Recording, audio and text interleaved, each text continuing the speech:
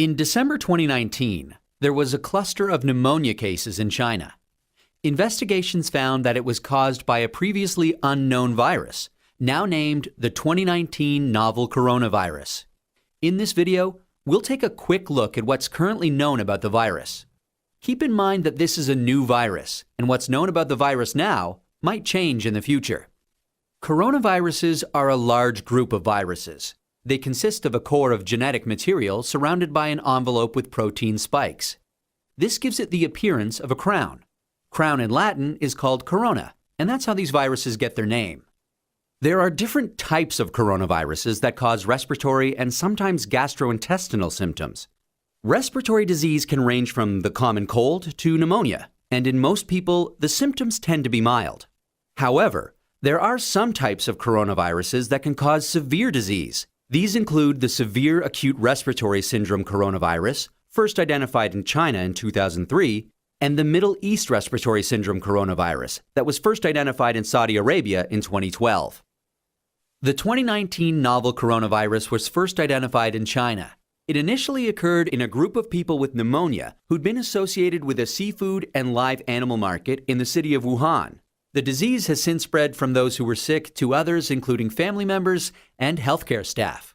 There are many cases at present, and the disease has spread within China and also to a number of other countries. So, where did the virus come from?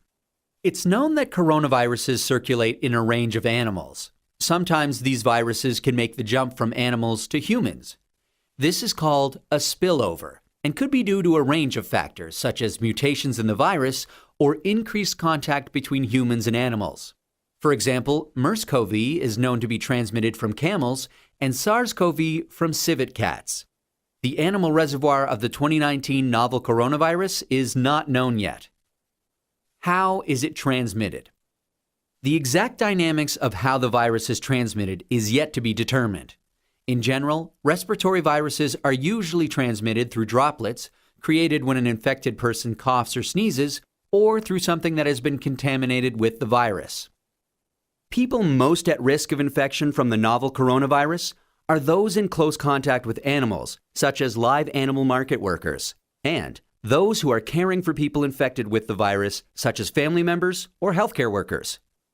So, how does the disease present? Well, from what is known so far, there can be a number of symptoms ranging from mild to severe. There can be fever and respiratory symptoms such as cough and shortness of breath. In more severe cases, there's been pneumonia, kidney failure, and death. The mortality rate is not known yet. How can we tell whether someone is infected? The infection can be diagnosed by a test called PCR, or polymerase chain reaction. This test identifies the virus based on its genetic fingerprint. There's currently no specific medication for the virus, and treatment is supportive care. There's currently no vaccine to protect against the virus.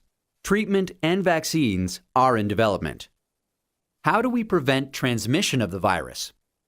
This new virus currently has a limited geographic spread. However, there are a number of standard hygiene practices that have been recommended to protect against infection and further spread. These include covering your mouth and nose when coughing or sneezing with a medical mask, tissue, or flexed elbow. Avoiding close contact with those who are unwell. The appropriate use of masks and personal protective equipment, especially in a healthcare setting. Washing hands regularly with soap and water or alcohol-based hand rub.